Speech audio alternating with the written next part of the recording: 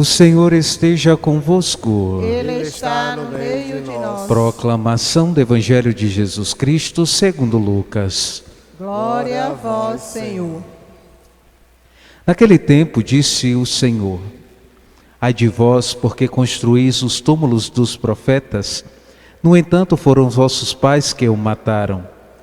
Com isso vós sois testemunhas e aprovais as obras dos vossos pais, pois eles mataram os profetas e vós construís os túmulos.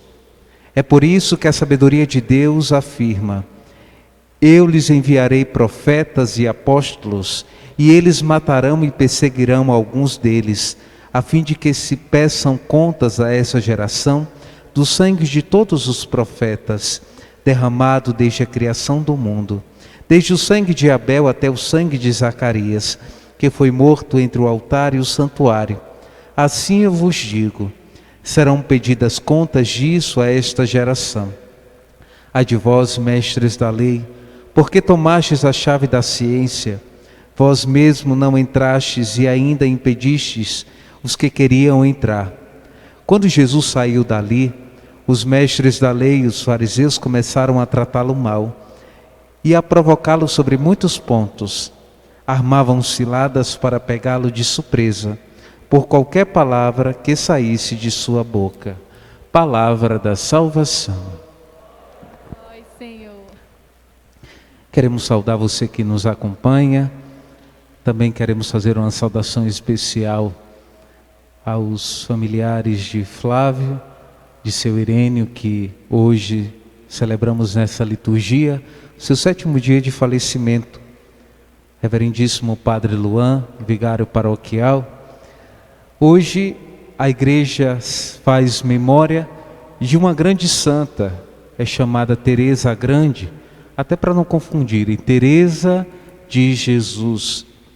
Essa mulher foi chamada por Deus a viver a vida consagrada, só que Deus ainda a predestinou para algo muito maior, além de ser uma consagrada a Deus. Foi ela que reformou a vida do Carmelo, das monjas carmelitas, e aí, a partir de então, se tornou as monjas. Existem as monjas calçadas e as descalças, ou seja, aquelas que vivem para a missão da igreja, como muitos missionários, como muitas religiosas carmelitas, mas também existem aquelas onde Santa Teresa de Jesus reformou e tornou o Carmelo para as consagradas que vivem em clausura. Então quer dizer, padre, que essas irmãs vivem trancadas, vivem presas. Exatamente, Deus chamou Teresa de Jesus, a Grande, que também recebeu o título da igreja de doutora pelos seus escritos. Existem muitos escritos que ela fez.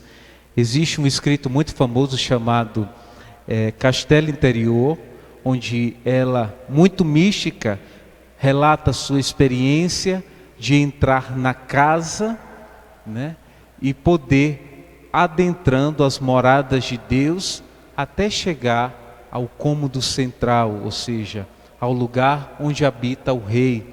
É muito interessante vermos as obras e a experiência mística que Teresa teve escrevendo no Carmelo. E aí ela criou o Carmelo monástico das irmãs enclausuradas, e essas irmãs, elas vivem para a oração. Elas vivem em constante oração, renunciando a tudo, renunciar ao mundo. É muito bonito. Eu tive a experiência de poder de ver o ingresso de uma dessas irmãs, porque na nossa diocese nós temos as irmãs carmelitas enclausuradas, e lá eu tive a graça de ver um dia uma irmã ingressando. Tem uma porta lá no Carmelo que só se abre, na verdade, desculpem, quando uma irmã vai entrar ou quando uma irmã sai no leito de morte. É muito bonito ver aquela porta se abrindo e pessoas livremente, como mulheres que foram chamadas à vida consagrada, a entrarem, a renunciarem tudo, a deixarem tudo, como o próprio Jesus diz no Evangelho, o radicalismo de deixar tudo, deixar pai, mãe, amigos, amores, deixar tudo por Deus. Foi exatamente isso que Teresa foi chamada a reformular no Carmelo, e por isso mesmo ela se tornou a grande doutora da igreja pelos seus escritos e por toda a obra que ela acabou fazendo. Tem uma frase muito significativa e que a gente usa muito, às vezes a gente nem sabe que é dela.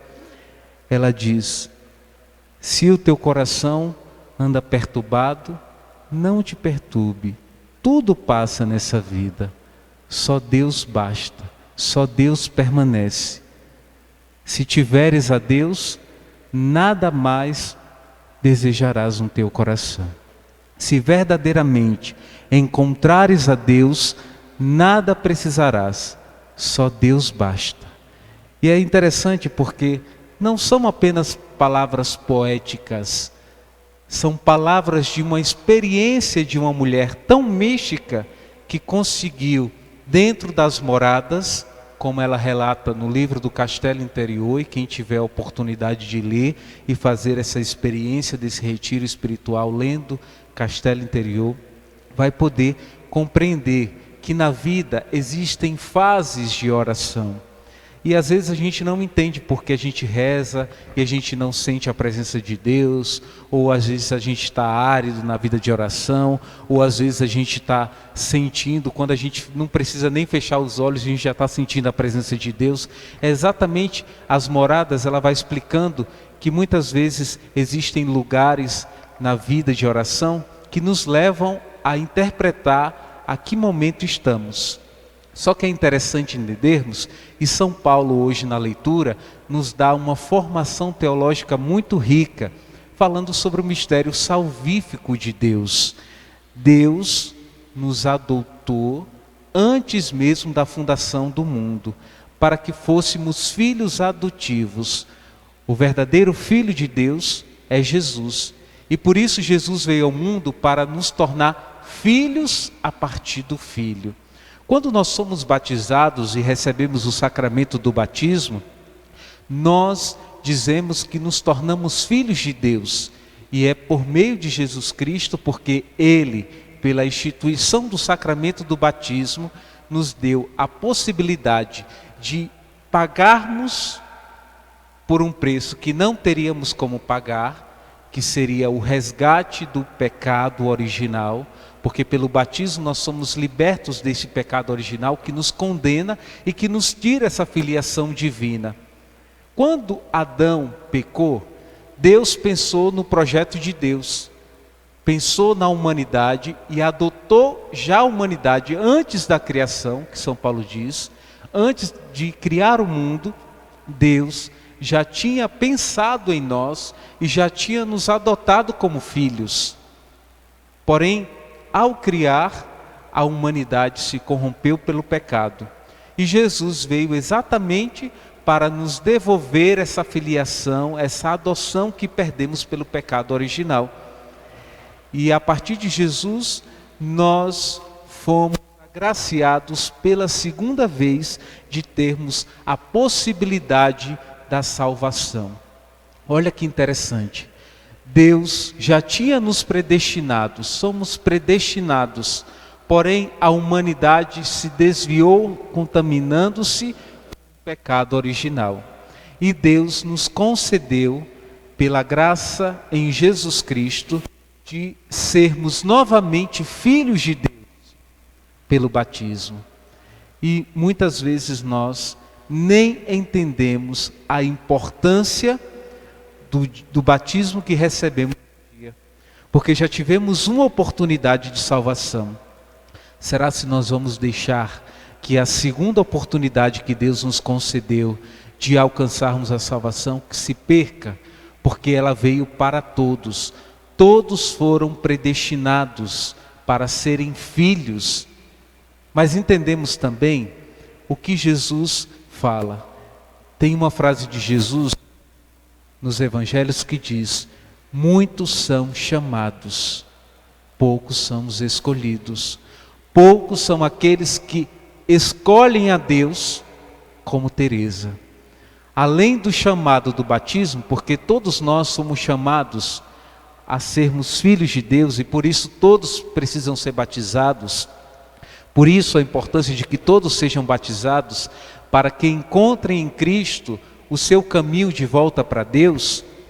Deus continua chamando pessoas a fazerem essa obra acontecer. Esse mistério salvífico que está aí, acontecendo, e nós nem percebemos. Mas quantas pessoas Deus chama constantemente para a sua obra? Teresa foi uma delas, a de reformar o Carmelo e de nos revelar essa intimidade com Deus, a chegarmos ao aposento do Rei e termos essa experiência profunda com Jesus Cristo. Que o Senhor nos ajude, pela intercessão de Santa Teresa de Ávila, assim conhecida, a nos ajudar a encontrar as moradas eternas, a morada do Rei, onde o Rei habita, e termos também uma experiência profunda e autêntica com Jesus. Como diz o próprio São Paulo, nós somos chamados, irmãos, a sermos filhos e precisamos viver com dignidade essa segunda oportunidade que Deus nos concedeu de sermos novamente chamados filhos de Deus.